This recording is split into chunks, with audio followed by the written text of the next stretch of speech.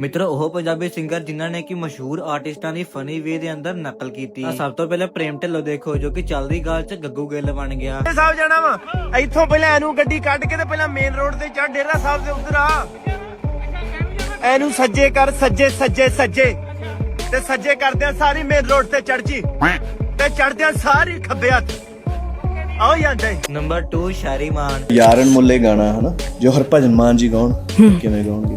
ਬੜੇ ਚੇਤੇ ਆਉਂਦੇ ਨੇ ਯਾਰਨ ਮੁੱਲੇ ਹਵਾ ਦੇ ਬੁੱਲ ਨਾਲ ਬਿਤਾਈ ਓਏ ਉਮਰ ਜਵਾਨੀ। ਜੇ ਗੁਰਦਾਸ ਮਾਨ ਜੀ ਜਿਵੇਂ ਉਹਨਾਂ ਦਾ ਇੱਕ ਅੰਦਾਜ਼ ਹੈ ਨਾ ਡਰਮੇ ਨਾਲ ਗਾਉਣ ਦਾ ਕਰੋੜ ਕੇ ਗਾਉਣ ਦਾ, ਤਾਂ ਜੇ ਉਹ ਹੋਣਗੇ ਤਾਂ ਉਹ ਇਦਾਂ ਗਾਉਣਗੇ ਵੀ ਉਹ ਬੜੇ ਚੇਤੇ ਆਉਂਦੇ ਨੇ ਯਾਰਨ ਮੁੱਲੇ ਹਵਾ ਦੇ ਬੁੱਲੇ ਸੀ ਮੌਜਾਂ ਕਰਦੇ ਕਾਲਜੀ ਪੜਦੇ।